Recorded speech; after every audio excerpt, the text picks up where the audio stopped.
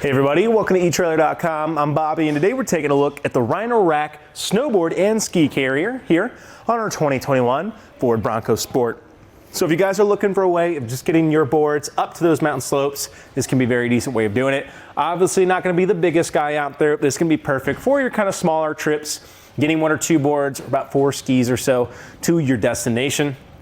Now, of course, if you guys do have wider skis, kind of keep it in mind, it is just kind of rule of thumb that it's going to be a little dependent upon what we have at home to really make it work for us. But I am going to go ahead and give you guys the dimensions later. If you guys are wanting something a little longer though, you could also just look at the longer Rhino-Rack snowboard and ski carrier. That guy's going to add about 9 inches, I'd say, about 8 to 9 inches extension of usable space. So that can be great. Add in on a few more boards, just a few more skis, and that way we can bring everyone to our trip. Now this carrier is going to boast a 53-pound weight capacity. Now if you guys are looking to upgrade, that longer guy is going to be right about 79 pounds. So definitely going to be nice. I don't think we're really going to have too much trouble exceeding that. You know, our skis are somewhat heavy, but not really too bad. So as long as we're not throwing gear on top of here and really strapping everything down, I don't think we're going to have too many issues. Now, Rhino-Rack does say you can use this as a fishing pole holder when not in use for the winter months. Now, you definitely could go ahead and do that. I know my cameraman Tom probably wouldn't because he's got some of those nicer fly rods out there. Doesn't want them whipping around in the wind, but we'll leave that up to you guys. When you risk it, still probably going to be a little okay. I probably would. But yeah, these guys work really, really well. We do have a nice locking core on here to go ahead and actually secure this. So one thing I'll say to it, I really do like how that locking core works, and you kind of want it to be there when you have it fully locked. And this way, can't hit that button, I can't open it up, but with a quick little turn of my lock, and go ahead, press in on that button.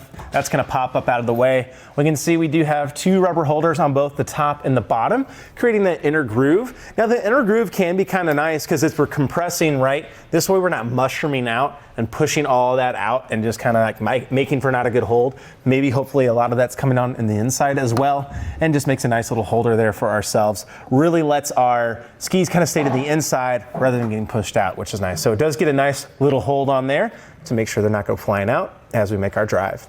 It is going to be made of a nice aluminum construction, making sure that we're not going to have any corrosion, which is definitely going to be excellent because we definitely are going to have that snow melt and just that snow fall on us. So definitely want to make sure that that's actually holding up well for us, which it will, and that's great. Now, one thing I'll talk about here though, we do have a couple different ways of mounting it. So as we have it here today, we just have it on our flange system. We're about to break down in a second how we can actually get this installed. You actually have a secondary option though. On the inside here, what we'll mention in that install as well, give you guys a closer look, you do have a T-slot attachment capability. Now the one reason you might want to do that, as it stands right now, somebody can just go ahead and if they have the right tool, back off these knobs and then take all your skis, your boards, and your carrier with them. It doesn't matter that this is locked, right? They'll just bust it up at home.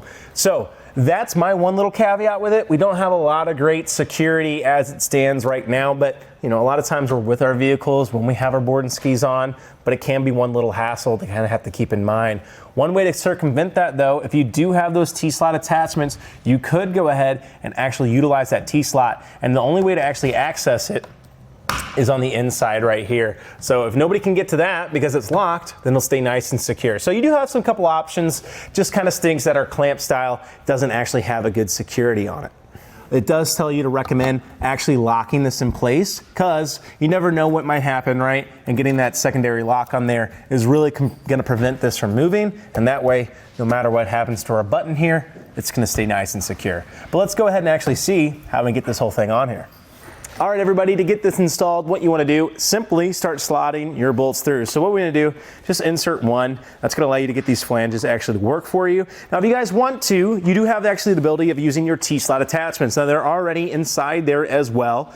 Basically, what you're going to do on the inside here, you're just going to back that guy off, that castle nut right there, back it up. That's going to let that bolt fall through. And then you can actually get that T-slot, that little silver bracket on the inside, that rectangular guy, and let that hang in there instead of using the clamps. And if you do have something like your Rhino-Rack Vortex bars like we have on here, or any of your other roof racks that actually have a T-slot attachment, you could put them in that way. Now we're just going to go ahead and show the clamp style here, as a lot of people probably going to be limited to that depending on your bar as well.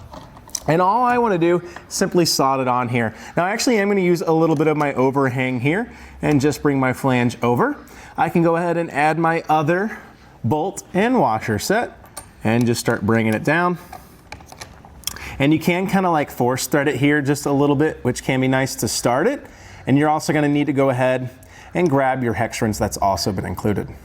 So I went ahead and hand started the back one as well. Then we just need to simply grab our included tool and start tightening up. Now we don't want to over tighten here.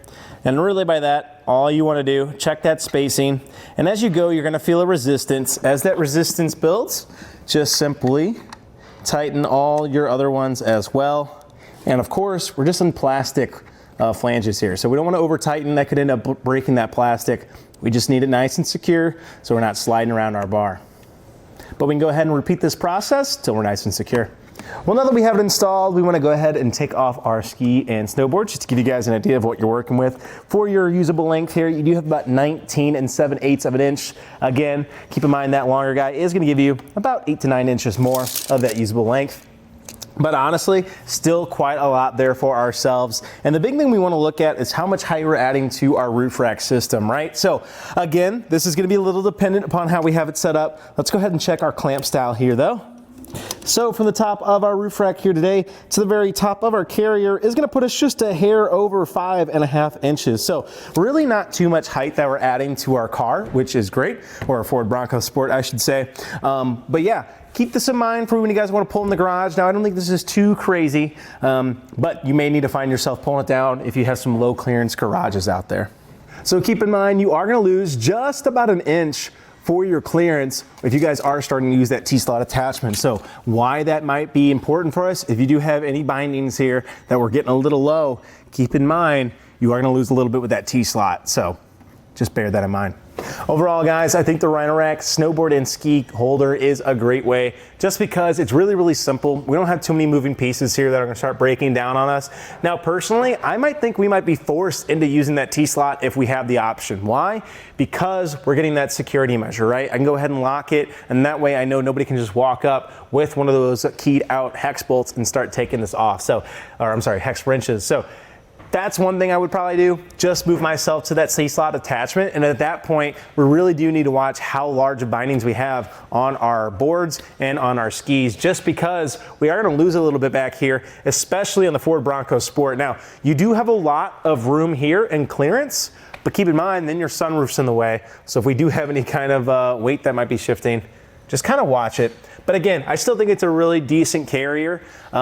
If you're looking for something a little nicer, maybe looking at the Eno gravity holder, that snowboard and ski set is going to be a little nicer just because you're getting the clamp system and it still kind of locks itself in place. So if you're not wanting that T-slot and if you're worried about your bindings not having the ample clearance, you could look at that. You could also look yourself up the Yakima Fat Cat Evo 4 or 6. I really like those guys. They're kind of giving you the most bang for your buck, in my opinion, of a lot of the features you're seeing. But still, in my opinion, if me and my videographer want to hit the slopes this year, this might be our go-to, just because, you know, it's affordable for ourselves, which is great. Not going to be breaking that bank, and still it's doing a great job of just holding on my skis and my boards, and that's all we can really ask for, right? So other than security issues, I still think this is going to be a great carrier for us just to go ahead and start enjoying our time. Otherwise though, guys, I think that about does it for our look here today at the Rhino-Rack snowboard and ski carrier on our 2021 Ford Bronco Sport. I'm Bobby. Thank you for watching.